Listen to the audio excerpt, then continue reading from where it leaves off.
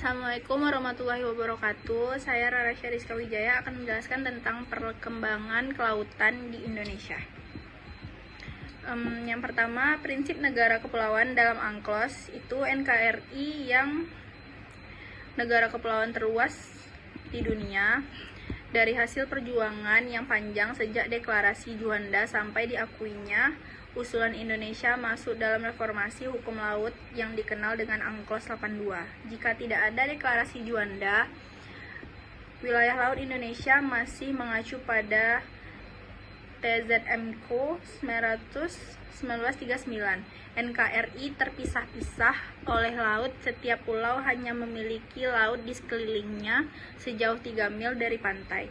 Deklarasi Juanda pada tanggal 13 Desember 1957 mengumumkan kepada dunia segala perairan di sekitar, di antara, dan yang menghubungkan pulau-pulau, bagian pulau yang termasuk daratan NKRI dengan tidak memandang luas atau lebarnya adalah bagian yang wajar daripada wilayah daratan NKRI, dan dengan demikian MRPKN lalu lintas yang damai di perairan pedalaman dibagi kapal-kapal asing dijamin selamat tergeser, tidak bertentangan dengan atau mengganggu kedaulatan dan keselamatan negara Indonesia. Selanjutnya, perairan kepulauan. Negara kepulauan berlaulat penuh atas perairan kepulauannya tanpa memperhatikan kedalaman atau jaraknya dari pantai, dan kedaulatan penuh tersebut juga meliputi ruang udara di atas perairan kepulauan, juga dasar laut dan tanah di bawahnya, dan sumber kekayaan yang terkandung di dalamnya. Perairan kepulauan sebelumnya tunduk pada rezim laut lepas, tetapi setelah berlakunya UNCLOS 1982 sejak tanggal 16 November 1994, maka perairan kepulauan tunduk pada rezim kedaulatan penuh negara kepulauan.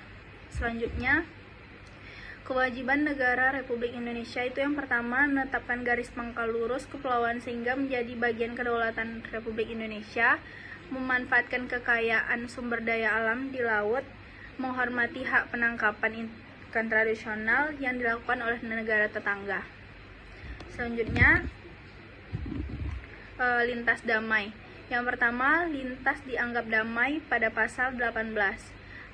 Melintasi laut wilayah tanpa memasuki perairan pedalaman atau singgah di tempat berlabuh di tengah laut atau fasilitas pelabuhan di luar perairan pedalaman, atau berlalu dari perairan pedalaman atau singgah di tempat berlabuh di tengah laut atau fasilitas pelabuhan tersebut. Yang kedua, lintas harus terus-menerus, langsung, serta secepat mungkin.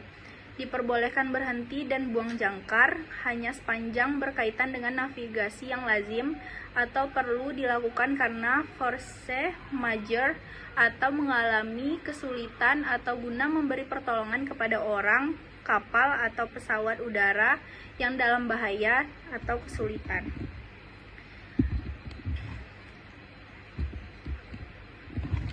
Selanjutnya, ada lintas tidak damai apabila kapal di laut teritorial melakukan salah satu kegiatan SBB pada pasal 19. Yang pertama, setiap ancaman atau penggunaan kekerasan terhadap kedaulatan. Yang kedua, setiap latihan atau praktek dengan senjata macam apapun. Yang ketiga, mengumpulkan informasi yang merugikan bagi pertahanan atau keamanan negara pantai. Yang keempat, propaganda bertujuan mempengaruhi pertahanan atau keamanan negara pantai.